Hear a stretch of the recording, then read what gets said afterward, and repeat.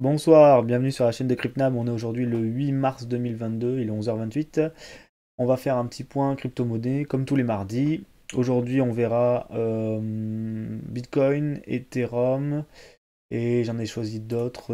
On parlera de Theta suite à la dernière vidéo où je parlais de Theta et du coup on voit qu'il est en train de pump. EGLD, BAT et Waves, on fera un petit tour sur les deux qui sont là. Je vous expliquerai pourquoi en arrivant à ce moment-là. Donc pour commencer par Bitcoin, aujourd'hui, et ben, comme les autres jours, on est toujours dans ce range. On a l'impression que ça se compresse un peu, hein, puisque on est en train de faire des plus bas de plus en plus haut, là à voir si ça casse ou pas, et des points hauts de plus en plus bas. Donc on pourrait considérer qu'on est dans un range en compression. La question c'est est-ce qu'à court terme on est suffisamment descendu? C'est pas sûr. C'est pas sûr parce que quand on voit ce range, on voit qu'il y a ce point de liquidité aussi à venir chercher. Et que quand on avait fait ce retracement et qu'on a fait celui-là, on est venu chercher tous les points de liquidité sauf l'extrême. Donc moi je serais pas étonné quand si on se place en une heure, qu'en une heure on fasse quand même un petit retour pour venir péter les 37 000 $. Est-ce que ici à l'heure actuelle on a des soupçons de divergence? Pour l'instant ils sont pas validés mais on est en train d'essayer de les faire. Donc voilà, moi je serais pas étonné d'une dernière divergence qui vienne casser ce plus bas là, qui est le dernier plus bas le-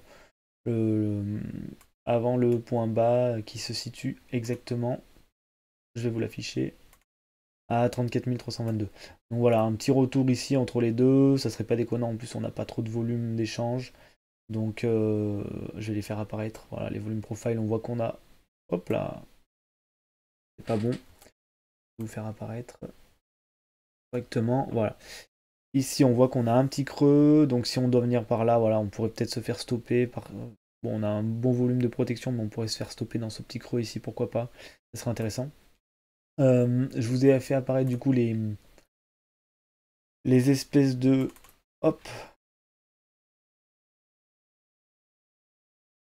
on va enlever les volumes profile. Je vous ai fait apparaître ici, voilà, la compression. Euh, voilà, je serais pas étonné, comme je vous le dis, d'un retour peut-être par ici pour toucher pour faire un troisième point support. Et après un retour sur la ligne haute qui sert ici de résistance. De toute façon, ça va finir par exploser. La question, c'est nord ou sud. Dans un cas comme ça peut être les deux, hein. On peut très bien faire un retournement avec W ou on peut faire une continuation baissière avec un énorme M weekly. Donc restez prudent. Si vous souhaitez faire du DCA ici, c'est possible, mais voilà, allez-y doucement parce qu'on pourrait très bien refaire une attaque baissière suite à une formation de M weekly dans ces zones-là. Après, voilà, un M weekly, le problème c'est que la target serait bien en dessous des 22 000, on peut regarder tout de suite, hein. Mais si on fait un M weekly ici, la target, voilà, elle est entre les 22 000 et 27 000 $, donc c'est une target baissière qui est relativement inquiétante, parce que voilà, là ça annoncerait vraiment le bear market comme on l'a connu, je suppose, en 2018. Et voilà, je l'avais déjà fait apparaître précédemment, mais on est une target entre les 50 000 et les 60 000 pour une cassure du W weekly haussière. Donc voilà, pour l'instant, si vous souhaitez voilà, acheter, c'est mieux de l'acheter en bas du range. Voilà, et puis comme ça, si on prend une baisse, donc une clôture, une cassure franche, hein, des 32 917 ici, 0,17, une cassure franche avec clôture en dessous, ben voilà, vous aurez moins de pertes à encaisser. Voilà. Faudra peut-être garder ces. Je sais pas si vous souhaiterez garder vos positions avec des PNL négatifs, donc ça sera à vous de gérer. Mais c'est vrai qu'une cassure franche baissière, ça serait pas bon signe pour la suite. En attendant, on va parler d'Ether, qui est dans la même configuration, hein, il attend Bitcoin, hein. Il fait la même chose, hein, des plus bas de plus en plus haut et des plus hauts de plus en plus bas. Donc à voir comment ça va se finir aussi pour Ether. On voit qu'il a voilà, lui il a une résistance qui est indiquée ici. Je ne l'ai pas indiqué en dessous là. Je ne peux pas indiquer le support en dessous, mais je peux vous l'indiquer. Hop, je pense qu'on n'est pas loin d'y être. Voilà, on n'est pas loin d'être sur support, donc un retour ici serait intéressant pour Ether aussi, pour un achat peut-être de range. Donc voilà, faites attention, je pense qu'on est en train de se contracter pour faire voilà, une cassure haussière ou baissière qui risque d'être assez violente. quelle qu'en soit la direction.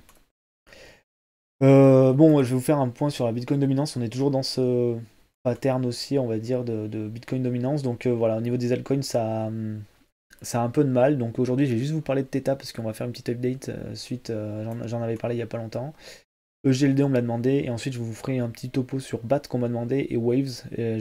Waves qui est une structure que BAT pourrait faire. Donc c'est pour ça que je vais parler aussi de Waves. Donc on va commencer par Theta en daily. Theta, voilà, il est en train de faire une poussée aujourd'hui, 9%, mais vous voyez sur un feed daily, c'est rien, quoi. Pour lui, 9%, c'est que chi, hein. Il faudrait, pour qu'il revienne former ce W ici, il faudrait qu'aujourd'hui, il fasse 28%, donc on va dire 30%, pour qu'il vienne breaker. Donc vous voyez, c'est pas grand-chose, c'est pas parce qu'on voit du vert comme ça qu'il faut forcément acheter. Par contre, ici, ce qui est intéressant, c'est qu'on voit qu'on a eu un W. On a fait une touche. Oula, on a fait une touche un poil plus basse, à mon avis. On est venu chercher la liquidité. Donc ça, c'est pas bonbon, à mon avis. Alors, le bas, il est à 2,27,1 et ce bas-là, il est à 2,27,4. Donc, ouais, on est venu plus bas. Donc, ça serait intéressant qu'il y ait encore du travail. Et une cassure des 3,46 serait intéressante voilà, pour être sûr qu'on n'aille pas encore plus bas au niveau de Theta. Mais par contre, voilà, à l'heure actuelle, on est dans la zone de rechargement long terme. Donc pour ceux qui font du DCA et pas des entrées, on va dire, trading journalier pour aller plus haut, ça peut être déjà intéressant pour ceux qui croient au projet de Theta. EGLD, ça bouge pas trop. EGLD, il est calme, on n'en parle plus trop, ce qui est pas mal. On est dans la zone de rechargement long terme. Ici, je l'ai fait apparaître en bleu. On voit que voilà, il avait bien fait résistance. À l'heure actuelle, on a potentiellement un petit support qui se dessine, hein. Il est tout petit. Mais voilà, on est sur support. Ça serait intéressant. Donc là, j'avais mis ici, on va le remettre là. Qu'on vienne casser les 160 $ avec, sur clôture, hein, pour dire que voilà, on est bien en phase de retournement comme ici. Et que bah, on espère casser. Bon, ce point, il est un peu haut, mais on va dire voilà, les 205 pour dire j'ai un retournement haussier avec W. Et voilà, je peux tenter de retourner dans les zones de short à 400 $. Avant ça, avant cette grosse structure, il peut très bien aller plus bas, visiter ces 55, voilà, c'est plus bas ici, 55, 53 $. Donc attention quand même à GLD pour ceux qui souhaitent rentrer, voilà, faites du DCA, divisez vos entrées, ça peut être intéressant. Comme ça, si ça tombe plus bas, ben, vous pourrez continuer à rentrer et ça diminuera votre moyenne. BAT, voilà, on m'a demandé BAT. J'avais déjà parlé de GLD, etc. Mais on m'a demandé BAT, donc je vais le montrer. BAT, je vais vous expliquer pourquoi j'ai mis ça ensuite. Après, BAT, on est en train de rentrer en zone de rechargement long terme, mais pour l'instant, on est sur un couteau qui tombe, hein. Donc en weekly, donc il n'y a pas de signe à proprement parler de retournement. On commence à diverger, mais pour l'instant, si on regarde le MACD, vous voyez, on commence à diverger, puisque le prix descend et que là on monte, mais pour l'instant, on ne forme pas de W. On a formé un ici, mais on n'arrive pas à en former d'autres. Donc pour l'instant, il faut faire attention, surtout qu'on n'a pas de signe de retournement ici de structure, hein. On n'a pas de W qui se forme, on n'a rien. On peut sûrement se faire apparaître cette résistance qui doit être sympathique. Voilà. Hop. Donc voilà, elle fait résistance pour l'instant, on est en train de la travailler, potentiellement on va la casser, ce qu'on aimerait voir c'est un W qui se dessine derrière, hein. Donc ça sera quelque chose comme ça, peut-être dans longtemps, voilà, mais un W comme ça serait intéressant, aux alentours des 0,6757 $. Et pourquoi je vous ai fait apparaître cette ligne ici, en fait, c'est parce que si on passe en log, on voit que, voilà, en log, les deux points de plus bas on fait support, et que ici on est dessus. On est pile poil dessus, donc est-ce que ça vous aide à vous dire, ben, je peux commencer à faire du DCA ici, pourquoi pas. Après, voilà, comme je vous dis, je vais vous expliquer pourquoi j'ai pris Waves en exemple après. Vous voyez ici, il y a eu la grosse zone de retournement. Regardez Waves.